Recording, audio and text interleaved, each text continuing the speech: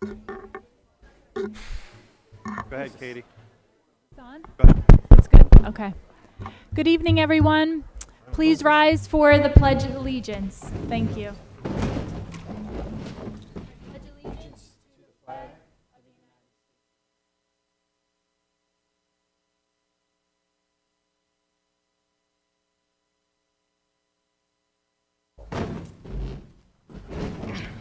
Sorry about that. Good evening. Welcome.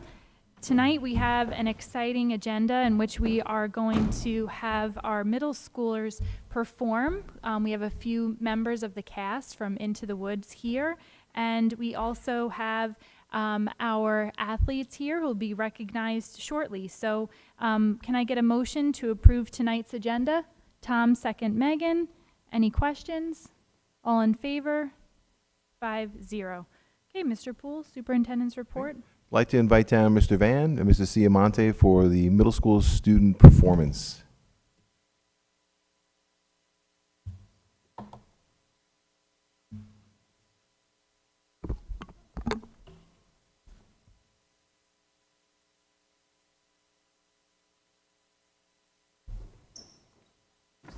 Hi, everybody. Oh, wow, this is very loud. Wow, okay. We have a special surprise for you guys tonight. We have two songs from our musical we just put on this past weekend. We have Dominic Costa and Kate McQuaid singing It Takes Two, and then Carmela Kaiser singing Stay With Me shortly after. Enjoy.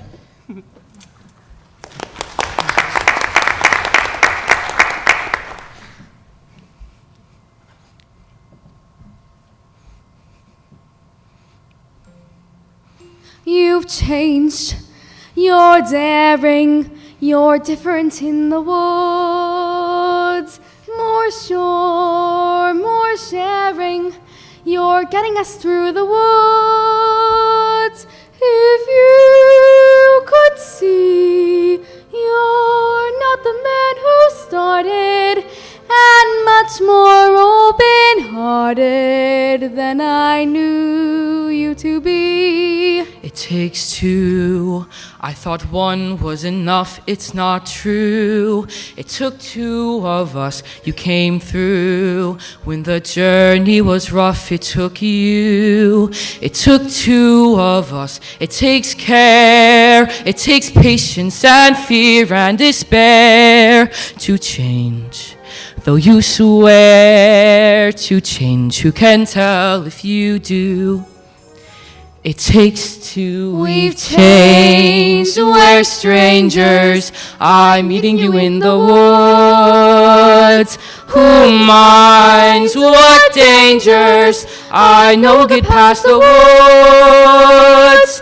And once we're past, let's hope the changes last. Beyond woods, beyond witches and slippers and hoods, just the two of us beyond lies, safe at home with our beautiful prize. Just a few of us. It takes trust, it takes just a bit more and we're done.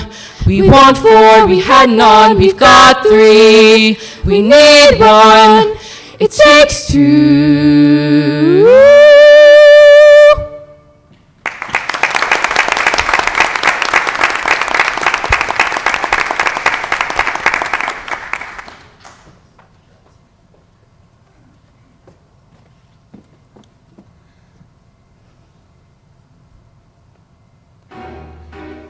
No! Why didn't you tell me you had a visitor? It was lonely atop that tower.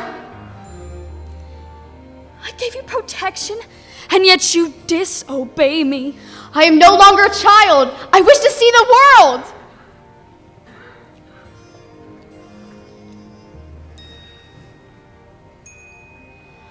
Don't you know what's out there in the world? Someone has to shield you from the world. Stay with me.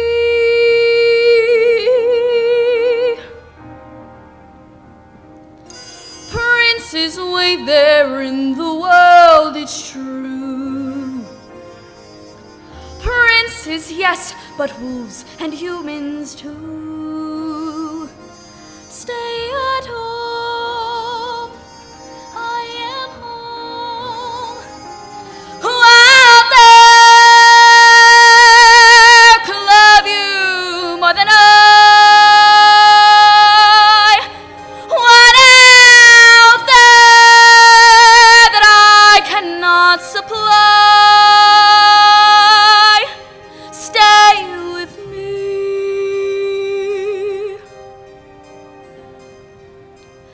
Stay with me. The world is dark and wild. Stay a child while you can be a child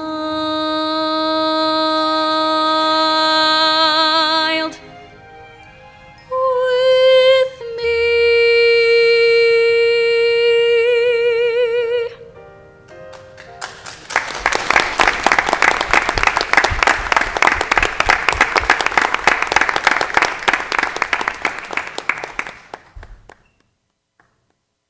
Wow, that was incredible.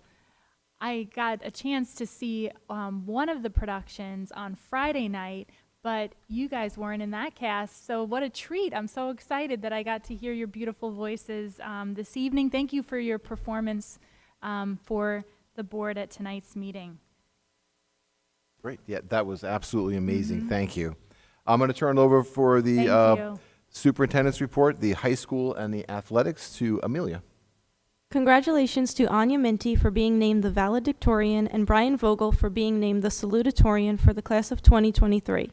We want to recognize all of their efforts over the past 4 years, and we look forward to hearing about all of their future accomplishments. Congratulations to April Hark, who has been selected as a volunteer to serve on the Board of Regents and New York State Education Department's Blue Ribbon Commission on Graduation Measures Student Advisory Committee.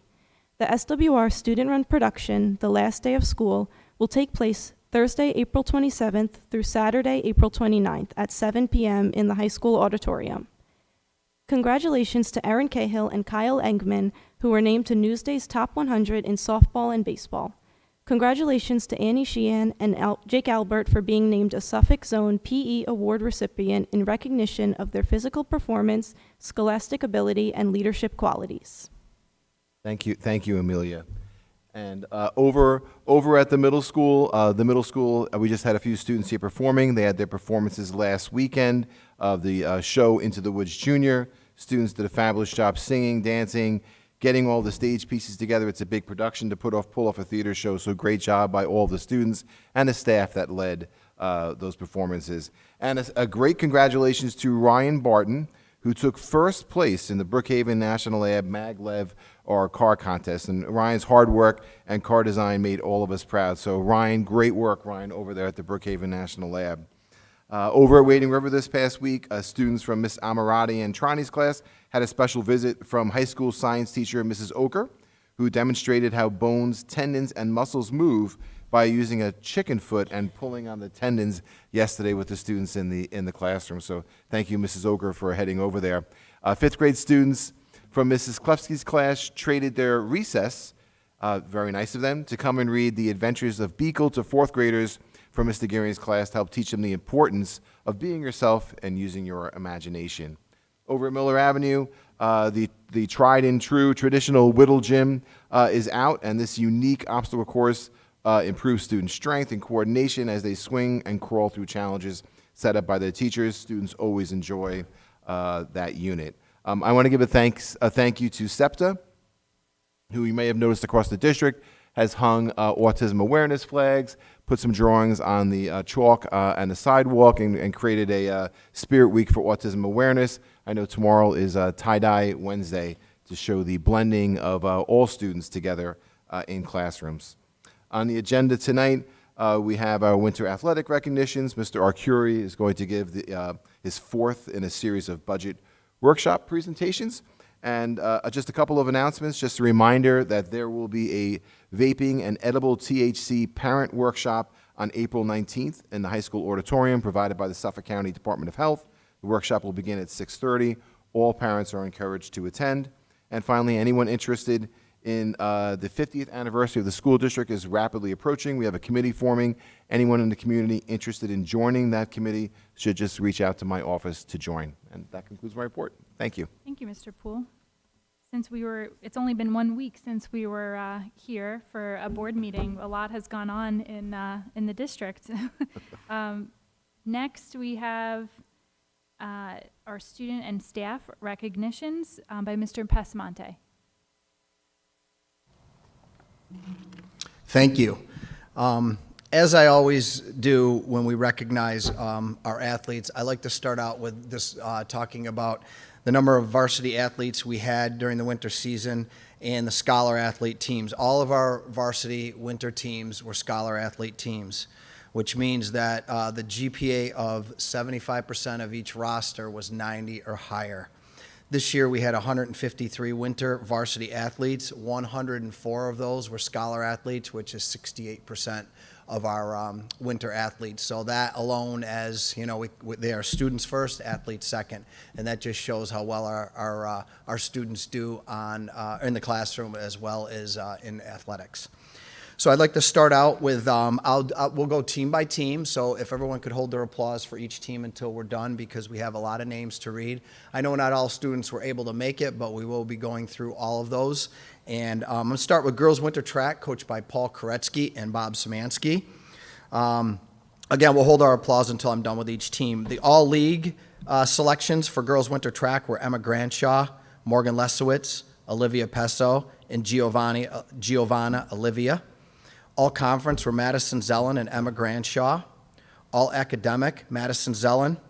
Anna Minetti was a sophomore small schools champion in the 1,500 and 3,000 meters. Emma Granshaw was the small schools champion, sophomore small school champion in the 1,000 meters. And Olivia Pesso was named to all Long Island third team. The SWR MVP in girls track was Madison Zellen, and most improved was Laura Marino. The scholar athletes on girls winter track, Jessica Nastasi, Melanie Hagan, Sophia Minion, Karen McGuire, Olivia Pesso, Anna Minetti, Jocelyn Nastasi, Regan Shea, Abby Barron, Juliana Luck, Laura Marino, Naomi Harris, Kayla Corso, Madison Perez, Morgan Lesowitz, Lauren Pollock, Kaylin Metz, Madison Zellen, Marissa Cacciola, Emma Granshaw, Riley Metz, Emma Riley, Alyssa Corso, Abigail Metz, Emily Cordano, Haley Lukovich, Ella Meeker, Sydney Albert, Maddie Lynn McKieran, Caroline DeAndrea, Grace Minerick, Madison Pilock, and Eliza Vita Undris. Congratulations, girls winter track.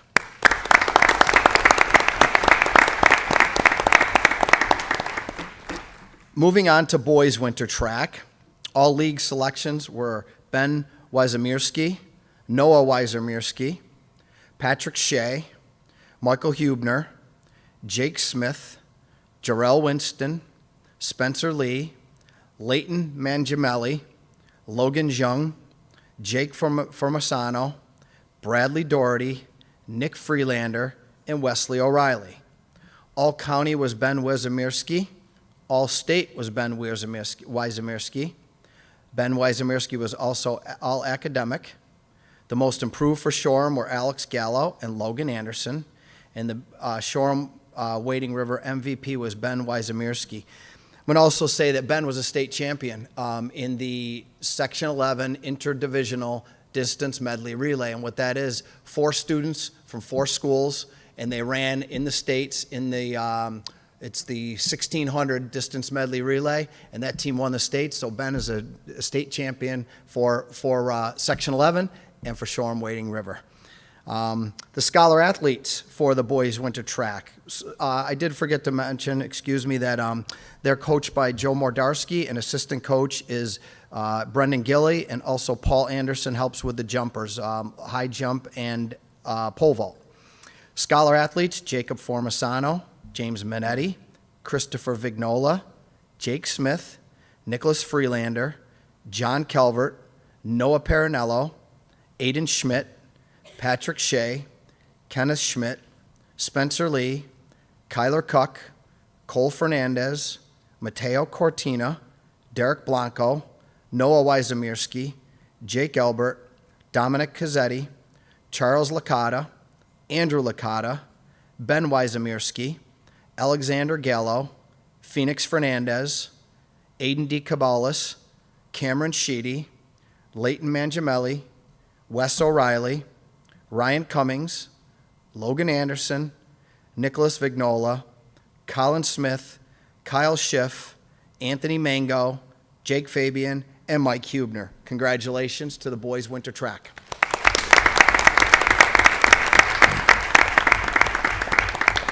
Moving on to boys basketball, coached by Kevin Culhane and assisted by Tim Gilmore. All League, Alex Makarowitz. All Academic, Tim Manzello. SWR Co-Coaches Award, Max Julian and Michael Biondi. SWR Most Improved, Liam McGuire and Matt Arabio.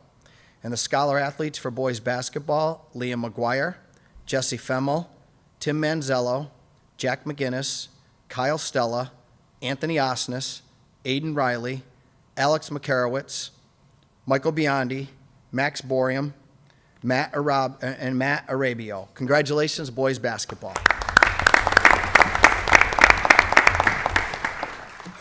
Moving on to girls basketball, coached by Adam Lee Avery and assisted by Kate O'Driscoll. All League for girls basketball, Annie Sheehan, Grace Ann Leonard, Sophie Costello, Juliana Mahan. All County, Grace Ann Leonard and Sophie Costello. All Academic, Sophie Costello, Annie Sheehan, Colleen Ortman. Sophie Costello was the League 4 Player of the Year.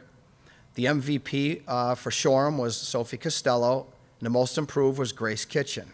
The team was the League, Conference, Small School, and Suffolk County Class A champions. First ever county championship for girls basketball in Shoreham-Wading River history. For those of you that were able to watch the team, it was a great run. They lost a heartbreaker in the Long Island Championship. Coach Lee Avery was named the League 4 Coach of the Year, and the entire team consisted of Sophie Costello, Annie Sheehan, Grace Ann Leonard, Katie Coster, Kelsey Hughes, Colleen Ortman, Juliana Mahan, Alyssa Bell, Reese Marcario, Haley Abrams, Charlotte Erb, Grace Kitchen, Annabella Keegan, and Katie Keegan. And the Scholar Athletes were Sophie Costello, Kelsey Hughes, Colleen Ortman, Annie Sheehan, Juliana Mahan, Caitlin Coster, Haley Abrams, Reese Marcario, Annabella Keegan, Alyssa Bell, and Grace Ann Leonard. Great season, and congratulations, girls basketball.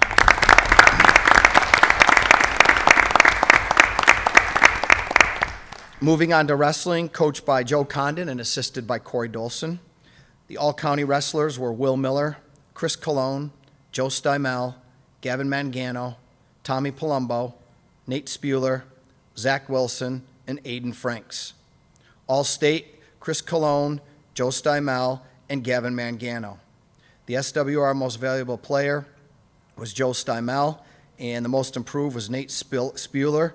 They also won the team duels, the Newburgh duels, and the Nassau versus Suffolk duels. Scholar athletes from wrestling were Will Miller, Joe Stymel, Shane Hall, Chris Colon, and Sal Morandi. Congratulations to the wrestlers. Moving on to cheerleading, head coach Bree Carlin, assisted by Lisa Carlin. All League, Kaylee Brady, Gianna Hughes. All County were Jillian Trentowski, Caitlin Dawson, and Juliana Latato. All Academic was Gabriella Ziegler. Coaches Award, Jocelyn Beasold. The NISFA Sportsmanship Award was Nora White. The Shoreham-Wading River MVP was Katie Dawson. Shoreham Most Improved was Naomi Madrid.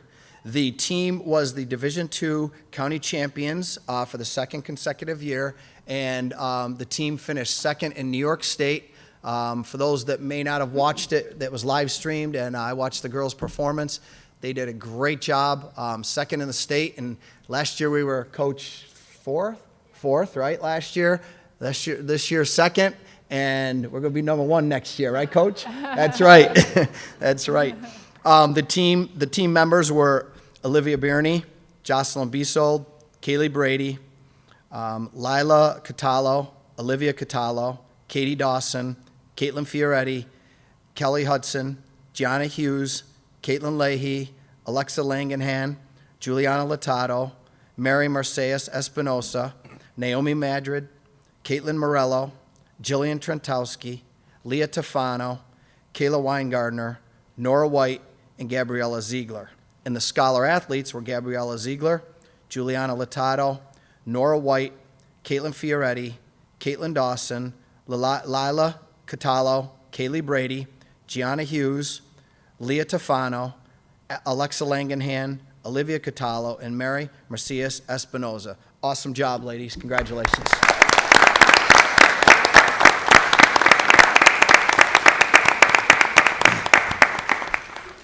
And moving on, we have independent boys swimming in the winter. They were a scholar athlete team coached by Taylor Anderson. The MVP was Jack DeAndrea. The most improved was Aiden Pagano. And the scholar athletes were Jack DeAndrea and Aiden Pagano. Congratulations to the independent swim team. Awesome job. And that does it for the winter athletes. Those athletes and coaches that are here, we're going to the back and we're going to get a picture with everybody in the seats right here. So if you want to go to that back section back there, and we'll get a group picture with everybody. Thank you. Thank you for coming tonight. Really nice to see all the cheerleaders here and all the other athletes who made it out. Really appreciate it. Sorry, we're going to that side. Yep, guys, to the left. the side We're going over there. We're going to give Yes. you a pin of excellence as well. Thank you.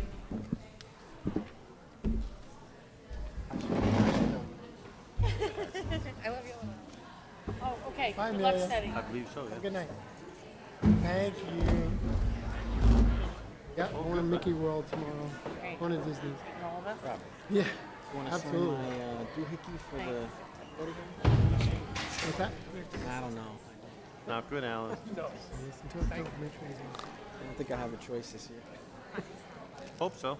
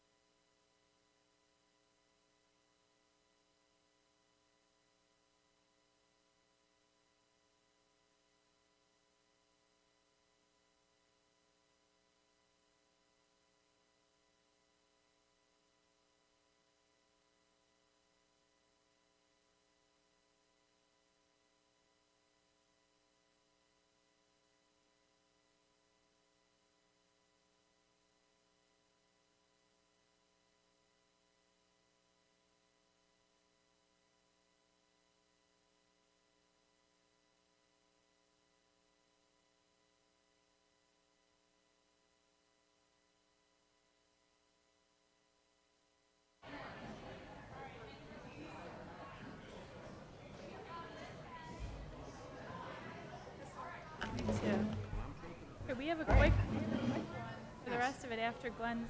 Bet you But seriously, yeah, he was do you here. need another one? stepped away from it. Megan, okay. Okay, I'm sorry. All right, I'm congratulations gonna drink again it then. to our middle school cast and crew from Into the Woods Junior and our winter athletes. Next up, we have our budget presentation by Mr. Arcuri. Our fourth budget presentation. We go through the rest of the budget tonight, I believe. Adopt the budget on April 18th? April 18th, that's the next meeting. Wow. How are we there already? I'm starting to see a pattern. I don't understand. You're doing a great job, Glenn. That's I what don't that know. says, right? I think so. Alan's over there in the seat. Oh, I see. Thank you. Tonight was the original plan was to fully cover the 2023-24 revenue budget. As you could see inside the local news, the state has not adopted the final New York State budget. The deadline was April 1st.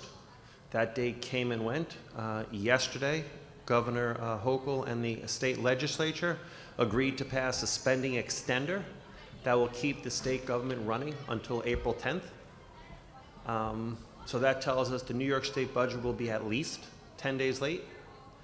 In a statement, the governor stated that they still have not agreed on some top items. Some of those are 2019 bail reform laws and items related to the affordable housing crisis. From a presentation that I was on earlier this morning, it appears that the education budget is fully tied up, closed, so they don't anticipate any changes. So the numbers really should not deviate too far from what the executive run that was released on February 1st. But for right now, we are continuing to present with the state aid information that was released on February 1st. So again, just to reiterate, the 2023-24 programs that will be funded for the final year out of 2023-24 remaining grant funds is the full-time elementary math academic interventionist, a 0.5 elementary reading teacher, district-wide psychologist, middle school mentor positions, high school mentor positions, partial funding to support the UPK program, as well as professional development. There is still some remaining funds in order to continue to purchase items to support the new outdoor learning spaces at Miller Avenue, Wading River, and the middle school. And some extracurricular activity programs, English as a new language, enrichment and support opportunities, and the summarized theater program. It is important to point out that one of the grants does run into the 24-25 calendar. So if after this spending there is some additional funds, it is likely that we will be able to support possibly a summer program in the 24-25 budget if there is any remaining funds left. But for right now, we are earmarked to spend the funding as part of the 23-24 spending plan. Again, the 23-24 budget maintains all programs, maintains current class size, lowers the use of reserves, includes enhancements, reflects economies and efficiencies, supports maintenance of facilities, and provides funding to support improvements related to safety and security of both facilities and network infrastructure. There's a great picture there of the selected students that were the high achievers in the middle school Wildcats with Character program to celebrate the month of gratitude. Program and facility enhancements, unified bowling, part of the athletic program, fall cheer program, part of the athletic program, 4 new electives for the high school, American Sign Language 4, peer mentoring Spanish, community relations, and AP pre-calculus. Maintenance projects included inside the budget, new tile around the middle school library, Wading River Library makerspace, replace security cameras and card access control readers, and replace some water fountains with bottle filling stations. Equipment, middle school choral risers, high school physical health and wellness program, high school art program, security vehicle, Miller Avenue AP room replacement lunch tables, lacrosse time clocks, gymnasium wall pad replacement at Miller Avenue, library casework and fixtures at Wading River, innovative smart furniture for both the high school and middle school. The picture there that you see on the right are some high school students during the PE class using the new piece of Project Adventure that was included in a previous budget.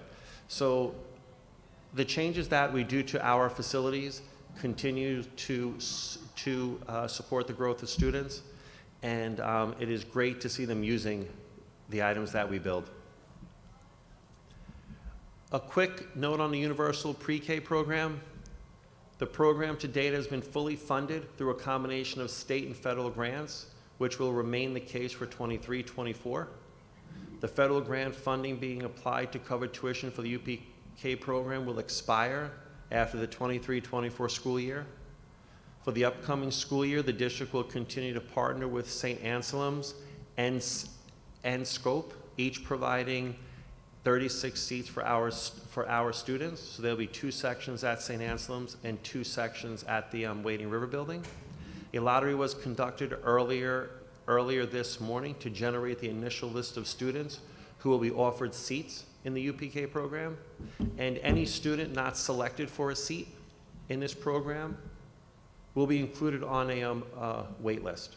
So for this particular school year, 22-23, at this stage, any student that was on the wait list was able to obtain a seat.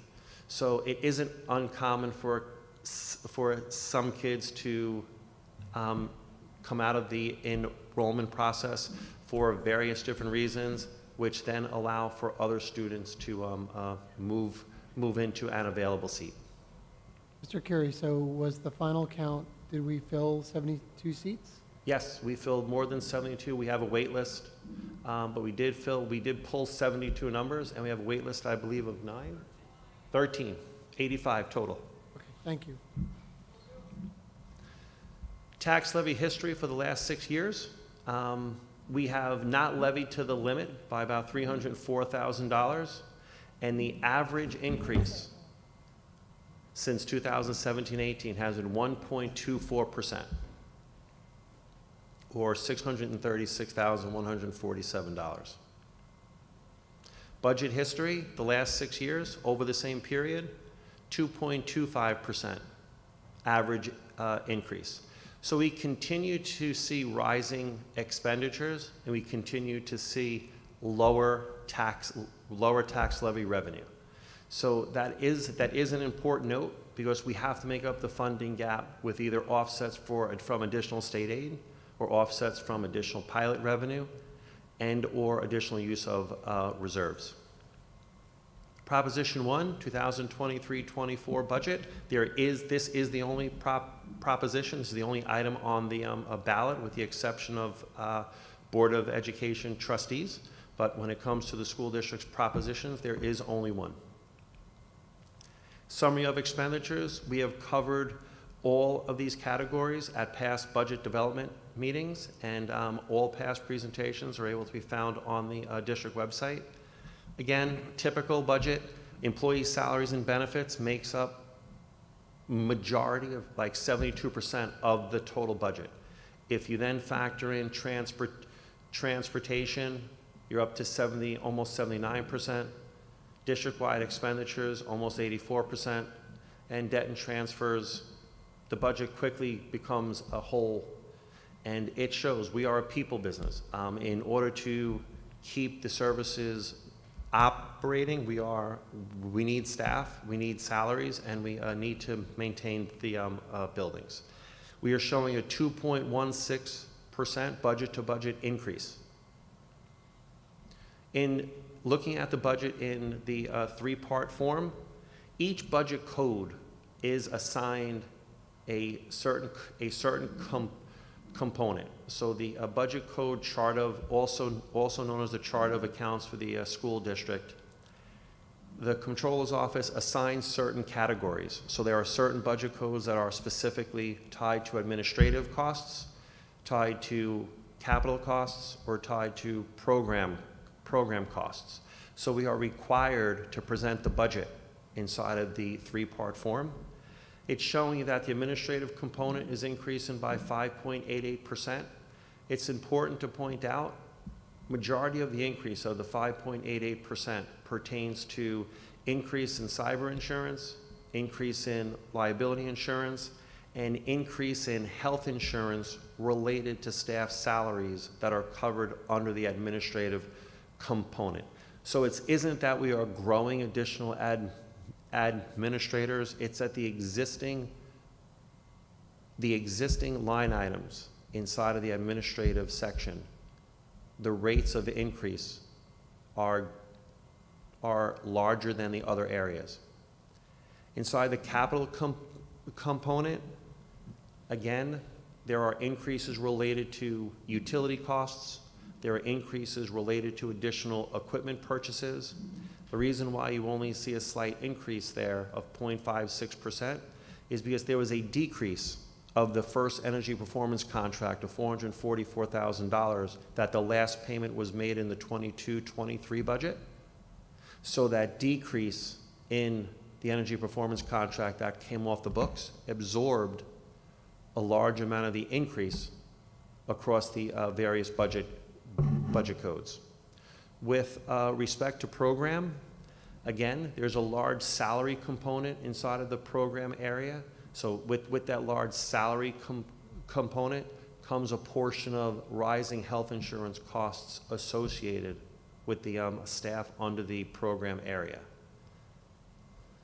So the three components, administrative, capital, and program together show a $1,792,253 increase, or a 2.16% increase. Any questions on the three-part budget? Something that we have to talk about, it will be included on the property tax report card. It will be included inside the 6-day notice that is sent home to the taxpayers, are some contingent budget facts. The contingent budget adopted by the Board of Education will always be less than the proposed budget. For the district to be considered tax levy limit compliant, the 23-24 tax levy would be equal to the 22-23 tax levy. All organizations under a contingent budget, including not-for-profit, using district facilities, will be charged a fee for using the facilities. This includes fields. The contingent budget must adhere to an administrative cap requirement. A little bit on the administrative cap requirement. You're not able to cut program without ensuring that the increases in budget codes related to the administrative component is greater than the previous year's budget total. So if the administrative component was 11% in 22-23, we must bring in 23-24 under a contingent budget the administrative component to be 11%. It cannot be 11.5, can't be 11.6. So this year, under a contingent budget, if we were to have to go there, we need to make $338,118 worth of administrative cuts in order to be compliant with the administrative cap. Rather complicated, required calculation. It isn't something that we have to get into great detail here. But it is a requirement just to share those facts. Required reductions, all non-contingent expenses, so all equipment funding must be removed from the budget. The Board of Education must exercise its best judgment in determining what the minimum expenditures shall be within the limitations imposed by the administrative and contingent budget caps. As of today, the contingent budget for 23-24 would be $83,694,290. The required contingent budget reduction for equipment is $761,952. And as I mentioned earlier, to adhere to the administrative cap requirement, we would have to cut administrative costs by about $338,118. And again, in the administrative category, of course, there's salaries related to positions that support the administrative team, as well as administrator salaries, in addition to legal costs, auditing costs, fiscal management costs, bond counsel costs, purchasing agent, district clerk. There's many different positions there, so it's not just administrative salaries. Any questions on the contingent budget? Revenue budget. As I mentioned previously, February 1st, 2023, executive budget school aid report showed the district receiving $16,841,888. This does not include the $513,000 grant that pertains to the universal pre-kindergarten program, as this is accounted for not in the general fund, it is accounted for in the special aid fund. This has been the amount of state aid revenue that we have used in the February 28th, March 14th, and March 28th budget presentations. The planned budget adoption for SWR is April 18th. If the state does not adopt a budget before the district is required to adopt a budget, the recommendation would be to use the projected state aid amounts released on February 1st. So there's always that possibility that we have to use a value that is not part of the adopted budget. But as a part of the webinar that I participated earlier today, they're very confident that they don't anticipate large swings inside of state aid. So I would be very confident using that value as part of our revenue budget, assuming nothing changes between now and April 18th. Any questions? Okay, state aid breakdown. Again, we show the increases by category. Foundation aid, the governor held true to fully funding foundation aid.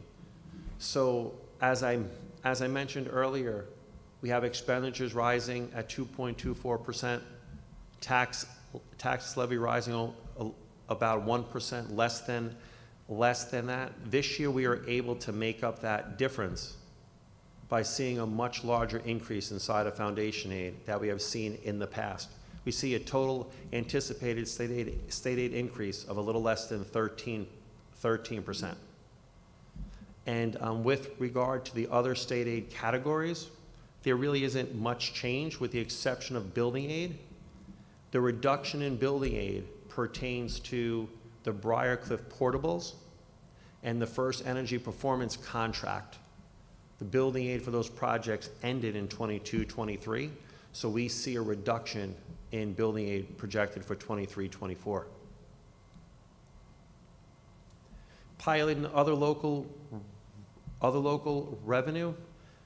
Pilot payments, $3,160,000. We continue to feel confident that we are going to receive full payment for the LIPA pilot in the town of Riverhead. So we did include that as part of our pilot calculation. Adult education tuition, we anticipate a slight increase for 23-24. Community programs, again, we anticipate a slight increase driven by both a slight increase in registering cost as well as additional registrants. Day school tuition, we are projecting a large decrease. Now, what day school tuition is, outside districts sending students to our special education programs. So typically, we use the previous year's experience in order to identify the following year's revenue. This year, we do not have a lot of high-need students that are part of our special education program coming in from other districts, as well as we have more students inside of the class. So More of those students are Shoreham students, and the students from the feeder districts are less needy than in past years. So what that equates to is a lower tuition value. Any questions on day school tuition? Interest and earnings. We try to get this right. We try to come up with how do we expect the interest rates to be 12 months from today. We're doing our best. We went lower in 22-23. We chose to double it for 23-24. Right now, if the insurance rates stay where the insurance rates are, we anticipate the 70,000 to be more like 120,000. But we always budget revenue conservatively. We do not aggressively budget revenue. Rental and use of facilities, same budget value as 22-23, and miscellaneous revenue, same value as 22-23.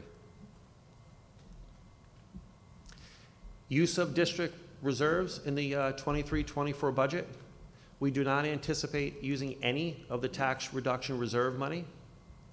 The employee retirement system, we anticipate applying $1 million. Teachers retirement system, we do not anticipate using any of the teacher retirement system reserve money to fund the 23-24 budget. Workers' compensation, we plan on using $550,000, and unemployment, $104,000. Just as a point of record, restricted district reserves, the district still has $2,843,074 as of July 31st in the employee benefits accrued liability reserve, and a little less than $1.3 million in the 2021 capital reserve fund. Again, just to quickly visit the tax levy limit calculation, assuming the budget for the estates finalized before April 18th, if building aid changes, then our tax levy limit value could change slightly. It's just important to point out that we would just revise the slide. It does not necessarily mean that if building aid goes lower, our tax levy limit would go higher. It does not mean that we would increase the tax levy as part of the budget that has been presented to date. The revenue budget, the main open item, state aid. As I mentioned, hopefully by April 18th, we will have a final number, but the last, if and when state aid is finalized, if additional state aid is received, the district will reduce the application of unappropriated fund balance. That is going to be the offset to any additional state aid received. If we were to receive a slight decrease in state aid, we would apply a little bit of additional appropriated fund balance. Year-to-year budget, again, just a quick summary. Expenditure budget increasing by 2.16%, and the total revenues increasing same 2.16%, or $1,792,253. Any questions? Okay. The following meeting is April 18th. Hopefully we will have a adopted state budget so that when we do a budget presentation and then the Board of Education adopts the property tax report card at that meeting, by adopting a property tax report card, the Board of Education adopts the proposed 23-24 budget. Following April 18th, there's a Shoreham Civic Association meeting on April 26th. There's a Wading River Civic Association meeting on April 27th, budget hearing on May 2nd, and a PTA council meeting on May 8th. And on May 16th, 7 a.m. to 9 p.m., high school main gym is where the voting takes place. And all past presentations, as well as this presentation, will be available on the district website tomorrow. Thank you. Thank you, Mr. Arcuri. Do you know if there's times yet for those civic meetings? Yes, 7 p.m. 7 p.m.? Okay, Yes. great, thank you. Next up, we have votes and resolutions. Can I get a motion to approve the March 28th, 2023 regular public meeting minutes? Tom, second Henry. Any discussion or questions? All in favor?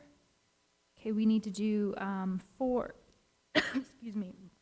Rob, can you just vote to abstain for the minutes? Yeah. Okay, 1, and then oppose, 0. Excuse me. Excuse me.